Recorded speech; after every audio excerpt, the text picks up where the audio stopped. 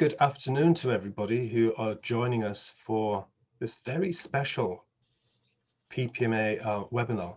Sparkle and Learn, the autumn series are called. Yeah, so we're sparkling our way through autumn. And I can't think of anyone better that I would rather sparkle away with than the fabulous Kathryn Waddington from University of Westminster. I'll introduce Kathryn in a second. I came across Kathryn at an event that we were both attending called Find Your Inner Alice. And there'll be more of that later because the team from Finding Your Inner Alice will be doing a special feature for PPMA members. You know, the number of times I say PPMA and I still can't get it to float off my tongue. And there, one of the participants was Kathryn, and we connected over compassion. And so I didn't waste any time in terms of signing Kathryn up to come and share the brilliant, fantastic work that she's doing in this area. And Kathryn, for those of you who don't know, is a chartered psychologist and a principal fellow of the Higher Education Academy and a researcher in work and organizational psychology at the University of Westminster, and has been doing some fantastic work around compassion. And she has edited the book Towards the Compassionate University, From Golden Thread to Global Impact. And we're going to pick up from that particular book, which is coming out. Kathryn will share whether or not it's been published yet, or it's about to be published. But we're going to focus on one of those chapters, and Kathryn has kindly offered to share the content of the first chapter, which we're focusing on for anybody who's interested. So just drop me an email if you wish. And during the course of the webinar, if you've got any questions specifically for Kathryn, pop them into chat and I'll happily pick those up. But Kathryn, a huge welcome and thank you so much for joining us this afternoon. Great to see you. Lovely, it's my pleasure to be here, and I gather you're going to be asking, we're having a dialogue and a conversations, so you're going to ask me some questions, but I'll just introduce myself a little bit further.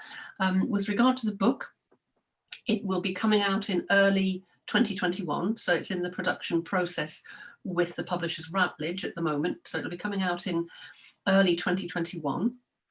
And again, just to reiterate, I'm quite happy if anybody's interested to share the draft of the first chapter, which we're talking around today.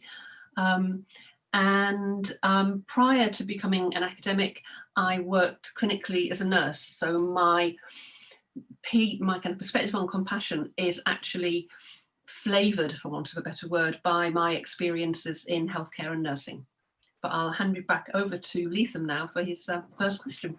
Yeah, so we're going to do kind of the talking heads approach. Yeah, I can either be kind of channeling my inner Michael Parkins or Oprah Winfrey. I don't know who I'll be today.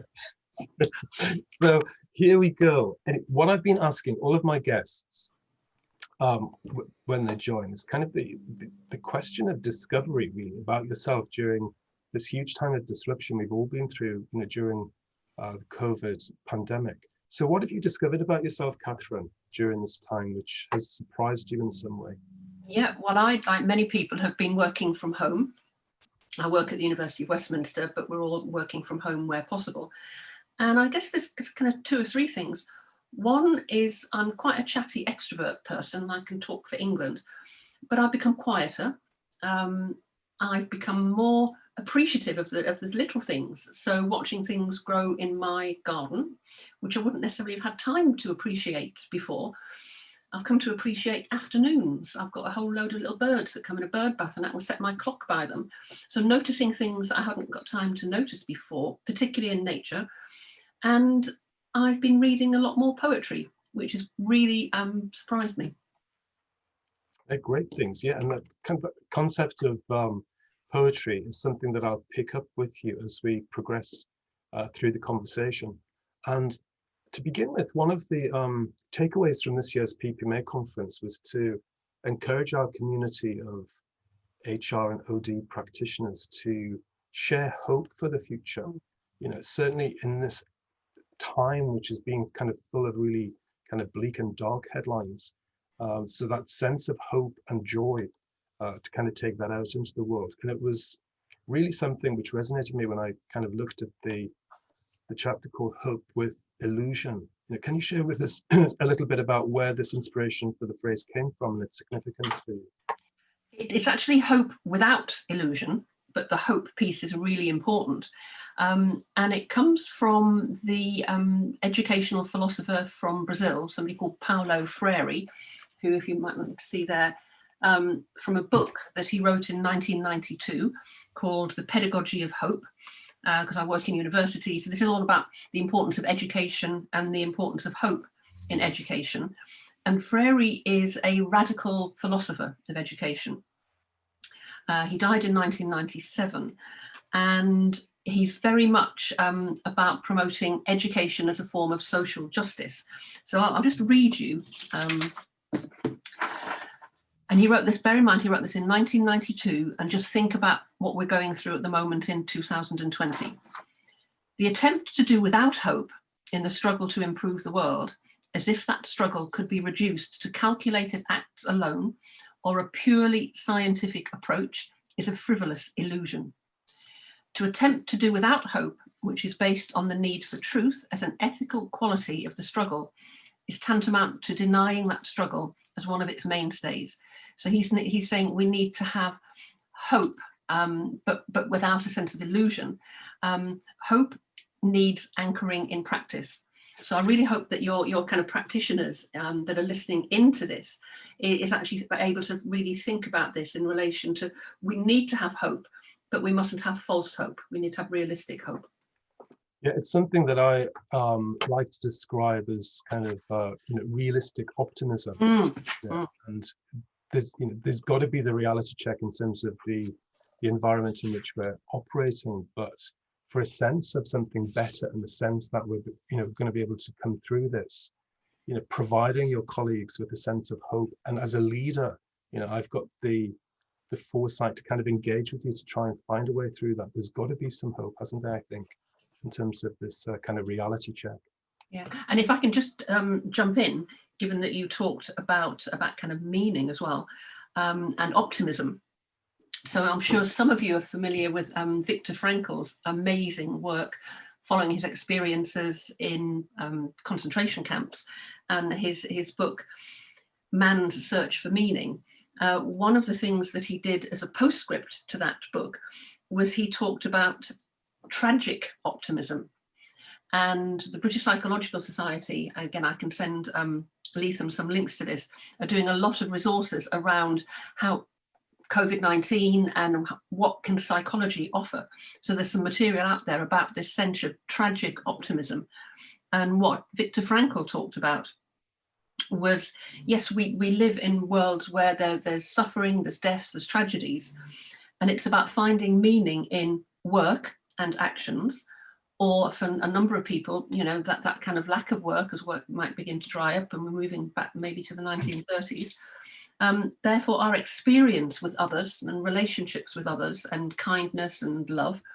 And the phrase he uses is, in this sense of tragic optimism, finding ways to rise above it. So that was something that I kind of had in my notes, just in relation to, it's about realistic optimism in tragic circumstances. Yeah, and that's a great thing for colleagues to kind of hang on to, and certainly in terms of their work that they're developing over coming weeks and months, in terms of how is it and what is it practically that you can do to kind of help your colleagues and your senior leaders kind of get into that space. And I'm sure it's kind of a program in itself with you, Kathryn, so I might invite you back to kind of explore that in a little bit more detail. Yeah. But focusing today in terms of, as I said in the introduction, your interest around compassionate, particularly institutional cultures and practices, it would be useful to hear from you, how do you define compassion? What does it mean for you in this context? Okay, for me personally, first and foremost, it's got to be something that I genuinely feel. So I've got, and I'm putting kind of my hand on my heart, it's got to be absolutely genuine and not false. There's a lot of false compassion out there. I think it's in danger of becoming quite a kind of go-to word in these times of tragedy, almost like, I'll have a side dose of compassion with this sad message that I'm giving. So it's got to be genuinely felt. And if we look at more at what the literature says and what the organizational literature says, it's about noticing suffering. So it's about noticing suffering in other people. So in order to do that, you have to have your eyes and ears open, and you have to be able to clock it in the first place. You've got to notice it. then you need to have some feeling of genuine empathy for the other person, the other individuals, the other situation, to try and do something about it. And the third thing is about then taking action, even if it's only a tiny, tiny, tiny, tiny baby step. But compassion without action is just kind words. Fine to have kind words, kindness is hugely important. So it's about noticing, it's about feeling empathy, genuine empathy, and it's then doing something about it. I'll just give a little add-on to that comes in chapter 1 that we're focusing on today, which is talking with colleagues in universities and thinking about students and mental health and all that kind of thing. Staff and students may not necessarily perceive themselves as suffering, or they may not necessarily want to have the idea of being a sufferer because that links with victim. So we maybe need to change the language of suffering, particularly to looking at things at injustice, bias, discrimination, rather than people falling into the hole of being a victim and feeling sad. So language is quite important. Suffering is hugely there in compassion, but I think sometimes with different audiences, we might need to look at it in terms of things like bias, discrimination, unfairness, injustice. Yeah, and it's that sense of language which you're so right about. And certainly when I engage with chief executives and HR directors in terms of the significance of this, I might use that kind of language. The feedback or the playback I'll often get as well, we're not necessarily all suffering in this organization. But of course, when you're going through major reorganizations, and certainly a lot of work that we do in HR is about conflict management, dealing with grievances, however you label it, that connection with suffering to a certain degree, and people can suffer quite dramatically, certainly through reorganizations and restructures, wherever you sit in the hierarchy. So changing and kind of repositioning the language, I think, is really important for us to be able to get this to land properly. So just a follow-up question, if I may, Kathryn, on this. Why do you consider then it's important to have something like compassion as a kind of a key driver in today's workplace? I think particularly the way that workplaces and education and politics have shifted, which is why we're in the state we're in at the moment, what's called neoliberal ideology, but I'm not going to go down that route. But the world's a really tough place at the moment. And I think sometimes it's very easy to forget that all organisations have a duty of care, and care and compassion go together. And again, I've got something written down here. Care, kindness and compassion, we all have a duty of care, are not separate from being professional, but they represent the fundamental of humanity in the workplace. And certainly from my experience working in higher education, and I've been in higher education for a number of years now, is just noticing how, I'll give you an example. We now talk about students as customers, and my view is that's wrong. They're learners with power. They've got an awful lot of power. And we've lost sight of the kind of humanity of our students as human beings, rather than being numbers on a spreadsheet or income generation. So it's about bringing that humanity back into our conversations, which we've lost. So it's about, I really started thinking about that in relation to how we think about the people, the families, the circumstances behind the numbers and names on a spreadsheet.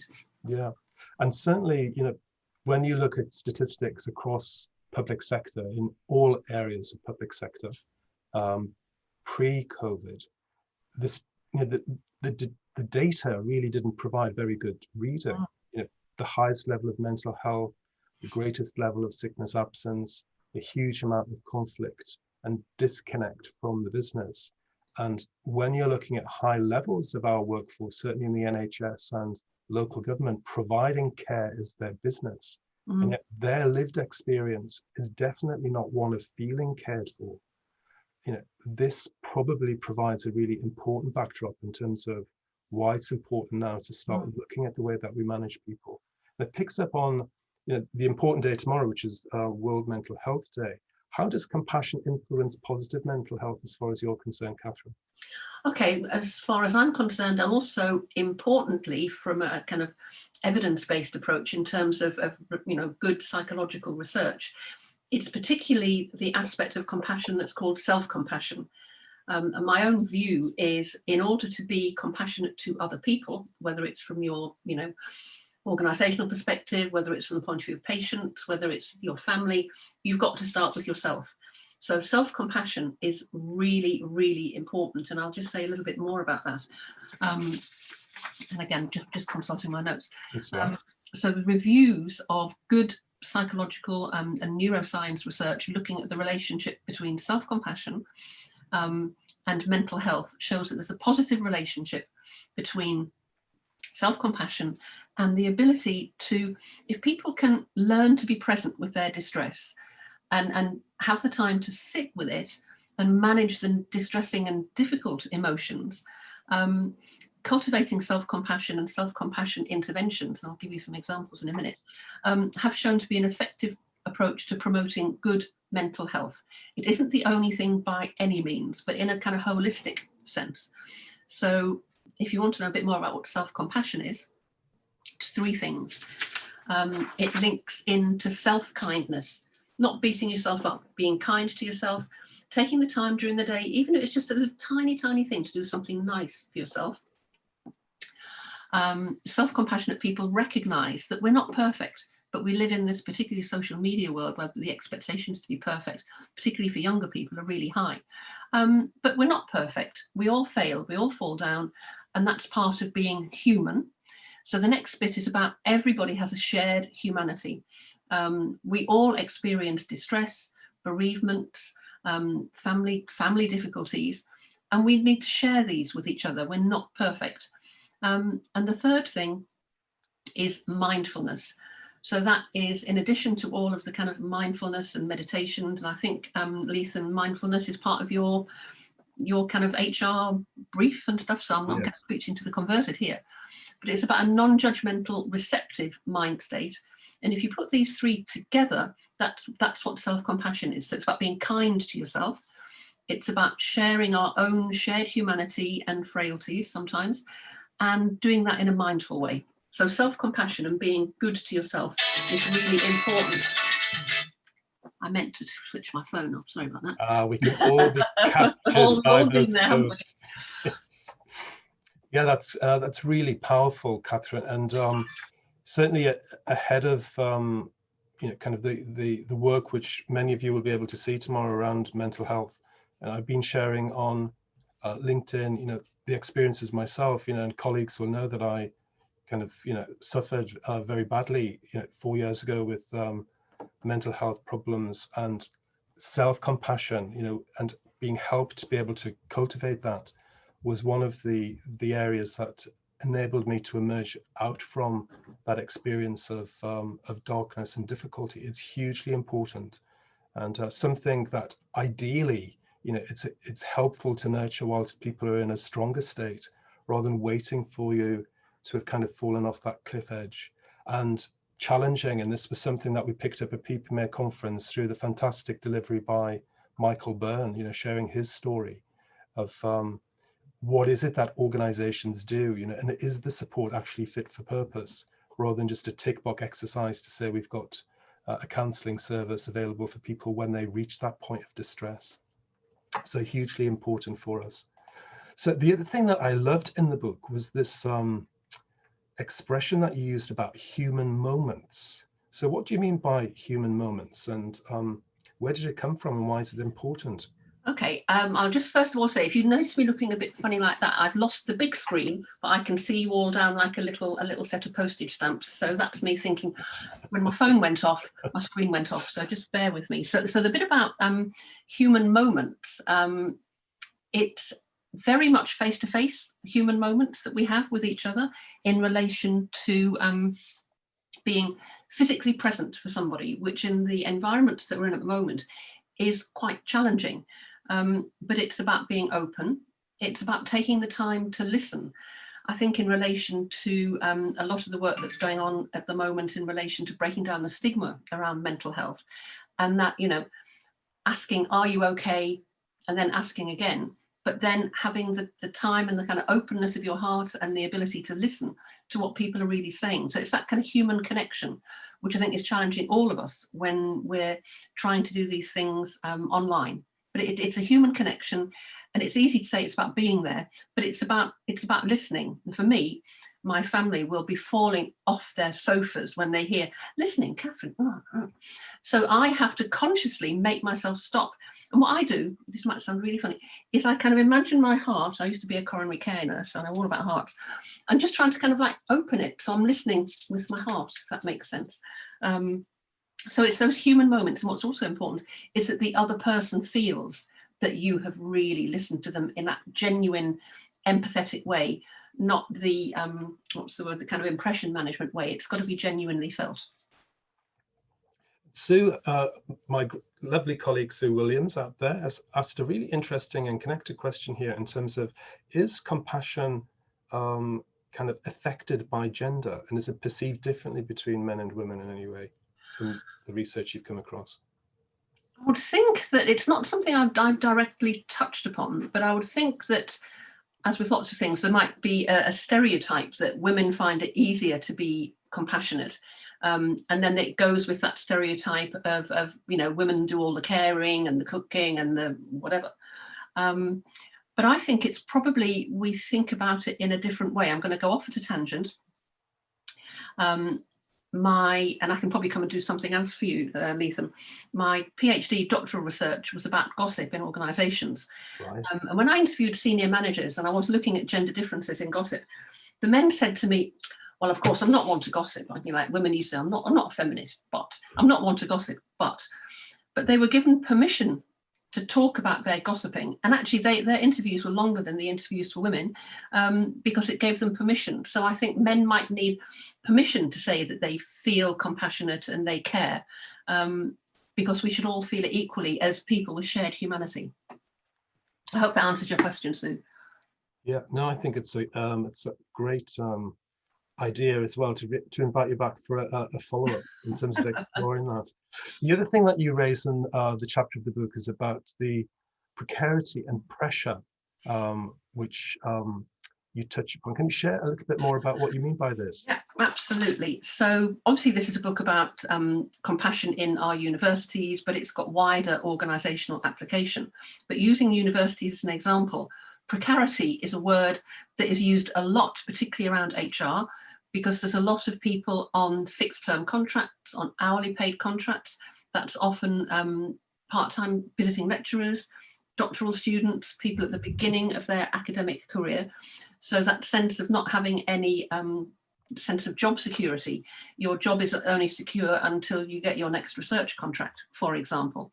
So and that doesn't just happen in higher education. And I think with COVID and potential job losses, precarity is only going to increase across the sector.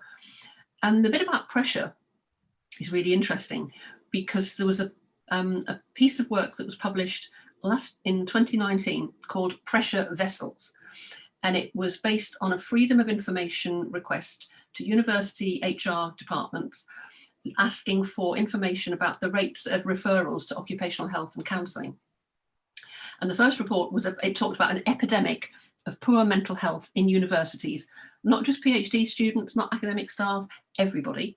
And a follow-up, I'm just going to give you a few bits of data that was in 2020, so a follow-up to Pressure Vessels, which is why we use the term pressure, is there had been a rise in staff access to counselling of 155% in recent years, with some universities reporting 500%. Occupational health referrals at 500%. And counselling and occupational health, slightly higher for women, but across the board. And they conclude that while greater use of support services could be seen as a good thing in relation to improved access, strong support for our claims about the declining mental health of university staff across the board. So and I think that is also a reflection more widely in much other organisations. Yeah, that's really helpful. And just to follow up from observation from Justin, thanks for posting this question, Justin. This was to do with kind of that, going back to the gender issue, something around there in terms of the impact of culture and society. And I wonder, in terms of your work, do you notice any difference even across that academic spectrum that you work in terms of how easy, do certain parts of your community respond to this concept of compassion easier than others? Now, that's a good question, because it's not something I've thought about directly. But we do know that, people are drawn towards particular, maybe the helping professions, and there might be some kind of professional or industry type differences. And so this is a stereotype on my part, but I would imagine that some parts of the kind of banking and corporate sector might have a less favourable view of compassion than maybe social work and the caring professions. But I think, again, I'd keep coming back to, it's Kirsten Neff who talks about self-compassion, that bit about we all have a shared humanity, and that's really important. Yes. And thanks also to Ross, and good to see you here with us today, Ross. Saying that somewhere on that spectrum of compassion, we can all fit on it, to a greater or lesser degree, and therefore I suppose it's about tapping into that.